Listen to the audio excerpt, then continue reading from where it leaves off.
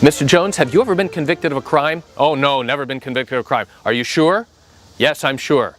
Let me share with you how telling a little fib can destroy your entire case and make you look like a total liar. Would you like to learn what this is about? Come join me as I share with you this great information. Hi, I'm Gerry Oginski. I'm a New York medical malpractice and personal injury trial lawyer practicing law here in the state of New York.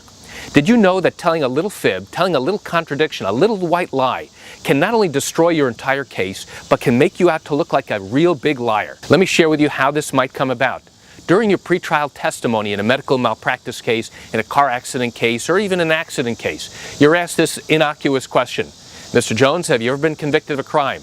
And you're thinking in the back of your mind, what does this have to do with my medical malpractice or my accident case? And you say, no, I've never been convicted of a crime.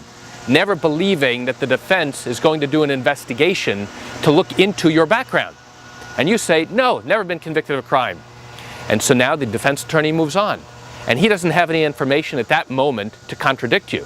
But now, as the case moves on and now goes to trial, the defense attorney is going to do extensive investigation to determine what your background is, as well as whether or not you have anything in your past, anything in your history, to show that you contradicted something you testified to during the course of your litigation.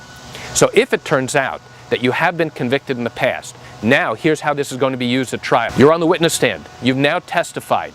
And now the defense has an opportunity to cross-examine you. Mr. Jones, have you ever been convicted of a crime? No, I haven't. Because remember, you're thinking back, wait a second, this has nothing to do with my case. I'm going to stick to my story. No, I haven't. Really, you've never been convicted of a crime? No, I haven't. Ever? No. You never pled guilty to any crime? No, I have not. Mr. Jones, 6 years ago, did you reside at this address? Yes. And in fact, isn't it true you pled guilty to the following crime? No, I did not.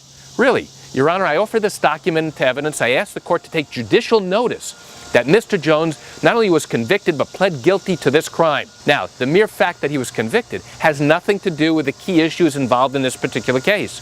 What does it have to do with? It has to do with your credibility.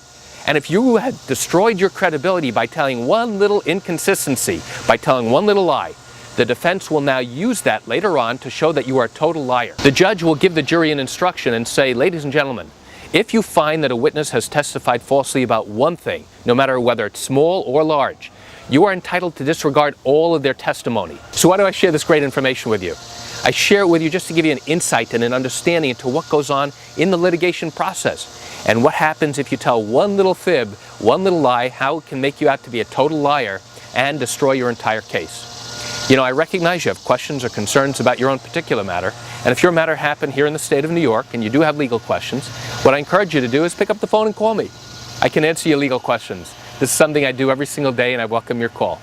You can reach me at 516-487-8207 or by email at Gerry, Gerry, at oginski-law.com.